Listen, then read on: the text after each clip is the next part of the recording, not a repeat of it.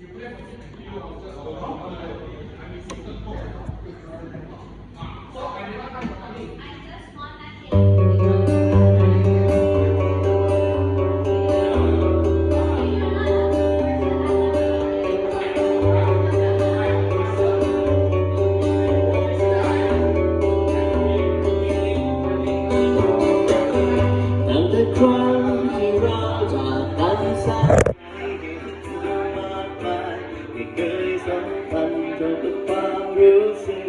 ี่ใจของฉันนั้นเก็บให้เธอ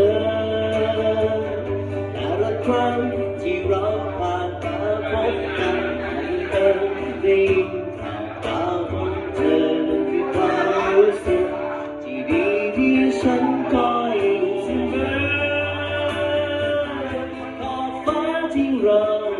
มองเรานั้นยิ่งมีความหมาย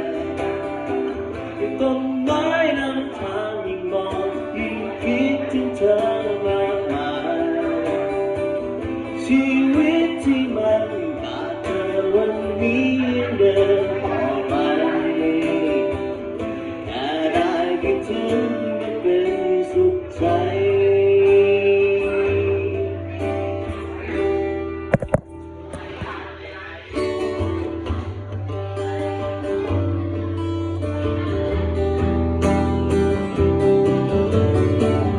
หยิบเอาภาพที่เรากอดคอด้วยกันได้ยินกับมันด้วยความชื่นใจและก็ยังเสียดายกับการสูญเสียเธออยู่เรื่อยมา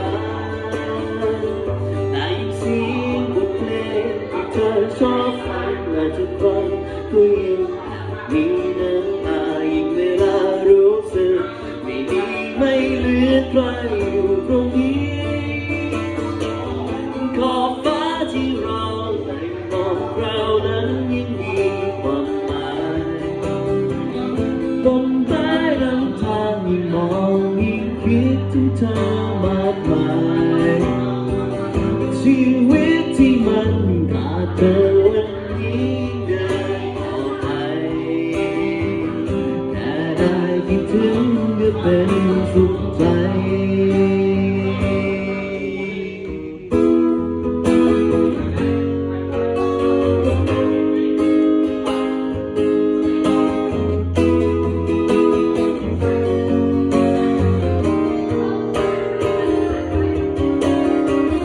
ขอบฟ้าที่เราได้มองเรานั้นยิ่งมีความหมายต้นไม้นำทางยิ่งมองยิ่งคิดถึงเธอมากมายชีวิตที่มันขาดเธอวันนี้เดินต่อไปแค่ได้คิดถึงก็เป็นสุขใจจะคิดถึงเธอตลอดไป